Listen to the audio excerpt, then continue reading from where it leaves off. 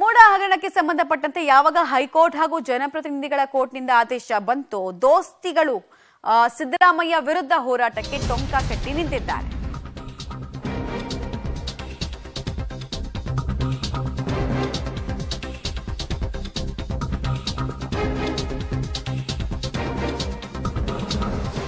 ಮೂಢಾಸ್ತ್ರದ ಮೂಲಕ ಸಿದ್ದರಾಮಯ್ಯ ವಿರುದ್ಧ ದೋಸ್ತಿಗಳು ಯುದ್ಧವನ್ನ ಸಾರುತ್ತಾರೆ, ಸಮರಕ್ಕೆ ಸಿದ್ಧ ಅಂತ ಈಗಾಗಲೇ ಸಂದೇಶವನ್ನು ಅವರು ಕೊಟ್ಟಿದ್ದಾರೆ. ಸಿಎಂ ರಾಜೀನಾಮೆಗೆ ಆಗ್ರಹಿಸಿ ಕಮಲ ತೆನೆ ಹೋರಾಟ ಚುರುಕಾಗುತ್ತೆ. ರಣೋತ್ಸಾಹದಲ್ಲಿ ಸದ್ಯಕ್ಕೆ ದೋಸ್ತಿ ಪಾಳ್ಯದ ನಾಯಕರಿದ್ದಾರೆ. ಸಿಎಂ ಸಿದ್ದರಾಮಯ್ಯ ರಾಜೀನಾಮೆಯನ್ನ ಕೊಡಬೇಕು, ಪದತ್ಯಾಗವನ್ನ ಮಾಡಬೇಕು ಅಂತ ಬೀದಿಗಿಳಿದು ಹೋರಾಟವನ್ನ ಮಾಡೋದಕ್ಕೆ ರೂಪುರೇಷೆಗಳನ್ನ ಕೂಡ ತಯಾರು ಮಾಡ್ಕೊಳ್ತಾ ಇದ್ದಾರೆ. ನಿನ್ನೆ ಅದರ ಜಲಕ್ಕನ್ನು ನಾವು ನೋಡಿದ್ವಿ, ಟ್ರೈಲರ್ ಅನ್ನು ನೋಡಿದ್ವಿ, ಯಾವ ರೀತಿ ಕಾರ್ಯಕರ್ತರು ಏಕಾಏಕಿ ಅಲ್ಲಿ ಮುತ್ತಿಗೆ ಹಾಕೋದಕ್ಕೆ ಪ್ರಯತ್ನ ಪಟ್ಟರು ಅಂತೆಲ್ಲ, ಮತ್ತು ರಾಜ್ಯದ ವಿವಿಧ ಭಾಗದಲ್ಲೂ ಕೂಡ ಪ್ರತಿಭಟನೆಗಳು ಹೆಂಗೆ ದಾಖಲಾಯಿತು ಅನ್ನೋದನ್ನ ನಾವು ಗಮನಿಸಿದ್ವಿ. ಇವತ್ತು ಕೂಡ ಅಷ್ಟೇ ವಿಧಾನಸೌಧದ ಗಾಂಧಿ ಪ್ರತಿಮೆ ಎದುರು ಬೃಹತ್ ಪ್ರತಿಭಟನೆಯನ್ನ ವಿಪಕ್ಷಗಳು ಹಮ್ಮಿಕೊಂಡಿದ್ದಾವೆ.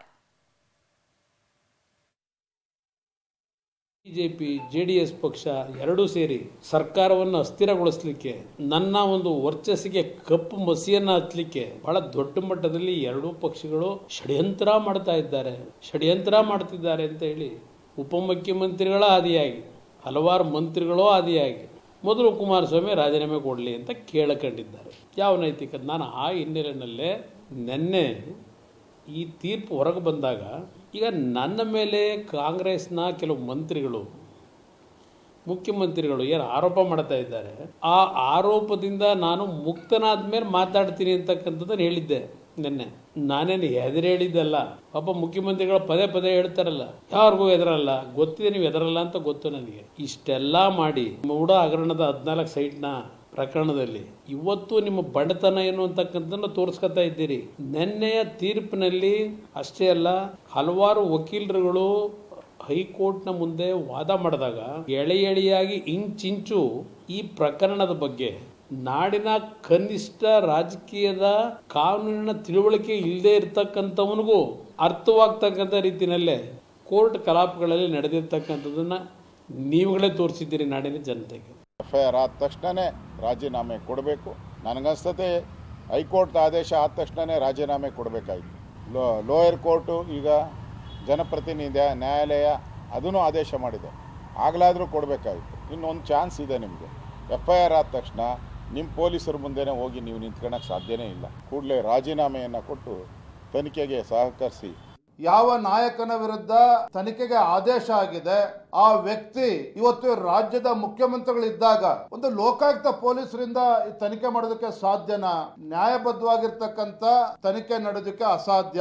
ಇದೆಲ್ಲವೂ ಕೂಡ ಸಮಗ್ರವಾಗಿ ತನಿಖೆ ಆಗ್ಬೇಕು ಅಂತ ಹೇಳಿದ್ರೆ ಅದು CBI ಇಂದ ಮಾತ್ರ ಸಾಧ್ಯ.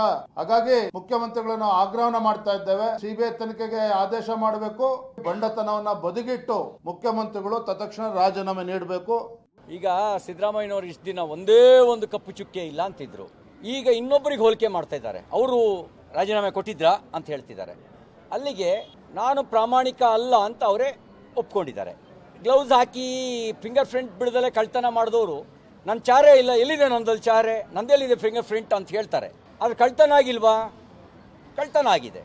ಕಳ್ತನ ಆಗಿರೋದು ಗೊತ್ತು. ಸರ್ಕಮ್ಟೆನ್ಸಸ್ ಎವಿಡೆನ್ಸು ಕಳ್ತನವನ್ನು ದೃಢೀಕರಿಸ್ತಾ ಇದೆ. ನಂದೆಲ್ಲಿದೆ ಫಿಂಗರ್ ಪ್ರಿಂಟ್ ಅಂತ ಕೇಳ್ತಾ ಇದ್ರು. ಈಗ ಅದನ್ನು ಬಿಟ್ಟಿದ್ದಾರೆ. ಈಗ ಅದಕ್ಕೆ ನಾನು ಸಿದ್ದರಾಮಯ್ಯನವರಿಗೆ ಹೇಳಕ್ ಬಯಸೋದು, ನಿಮ್ಮ ಬುದ್ಧಿವಂತಿಕೆ ಉತ್ತರವನ್ನು ನಾವೆಲ್ಲರೂ ಕೇಳಿದ್ದೇವೆ. ನಮಗೆ ಬೇಕಾಗಿರೋದು ರಾಜ್ಯದ ಜನರಿಗೆ ಪ್ರಾಮಾಣಿಕ ಉತ್ತರ. ಪ್ರಾಮಾಣಿಕ ಉತ್ತರವನ್ನು ನೀವು ಕೊಡ್ತಾ ಇಲ್ಲ, ನೀವು ಕೇವಲ ಬುದ್ಧಿವಂತಿಕೆ ಉತ್ತರ ಕೊಡ್ತಾ ಇದ್ದೀರಿ. ಬುದ್ಧಿವಂತಿಕೆ ಉತ್ತರದ ಮೂಲಕ ಕೆಲವ್ರನ್ನ ನಂಬಿಸ್ಬೋದು, ಎಲ್ಲರೂ ನಂಬಿಸಕ್ಕಾಗಲ್ಲ. ಆತ್ಮವಂಚನೆ ಮಾಡ್ಕೊಂಡು ಯಾರು ಮಾತಾಡ್ತಾರೆ ಅವರು ಹೆಚ್ಚು ಕಾಲ ನಂಬಿಸೋದಕ್ಕೆ ಸಾಧ್ಯ ಇಲ್ಲ. ನೋಡಿ, ನಾನು ಜ್ಯೋತಿಷ್ಯ ಭವಿಷ್ಯ ಹೇಳೋ ಅಭ್ಯಾಸ ಇಲ್ಲ, ಆದರೆ ಪರಿಸ್ಥಿತಿ ಹೆಂಗಿದೆ ಅಂದರೆ ಸಿದ್ದರಾಮಯ್ಯನವರು ರಾಜೀನಾಮೆ ಕೊಡಬೇಕಾದಂಥ ಅನಿವಾರ್ಯತೆ ಅವರ ಪಕ್ಷದೊಳಗೆ ಸೃಷ್ಟಿಯಾಗತ್ತೆ, ಅಷ್ಟು ಹೇಳಬಲ್ಲೆ.